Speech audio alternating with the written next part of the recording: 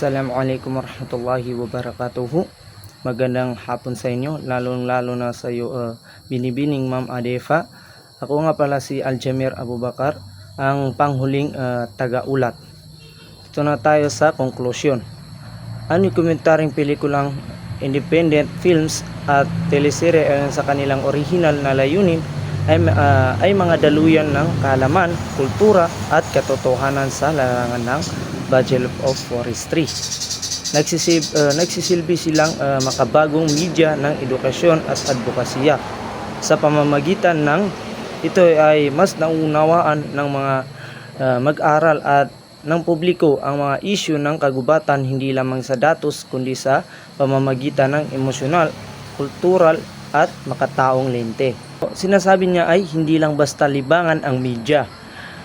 Ang mga dokumentaryo, independent films at teleserye ay orihinal na ginawa para maghatid ng kalaman, magpakita ng kultura at magbunyag ng katotohanan.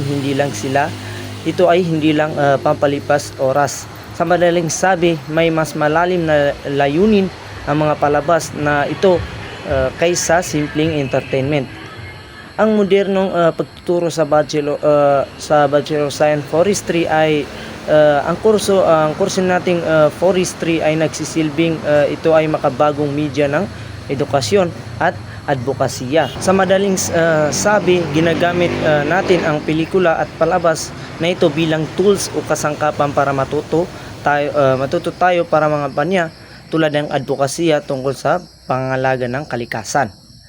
Ang kapangyarihan ng lente ng tao, ito ay maunawaan ng mga mag-aral ang isyu ng kagubatan hindi lamang sa pamamagitan ng datos kundi sa emosyonal, kultura at makataong lente. Sa madaling sabi, kapag nag-aaral tayo, puro tayo numero, statistic at scientificong terms ang nakikita natin. Pero kapag nanonood tayo ng dokumentaryo o pelikula, nakikita natin doon natin nakikita ang mga emosyonal, kultura at makatao.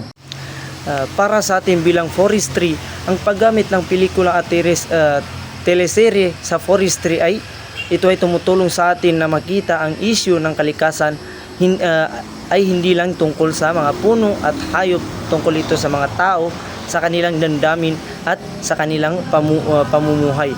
Ginagawa nitong mas makatotohanan at mas madaling maintindihan ng lahat ng estudyante man o ordinaryong tao kung bakit kailangan natin protektahan ang ating mga kagubatan.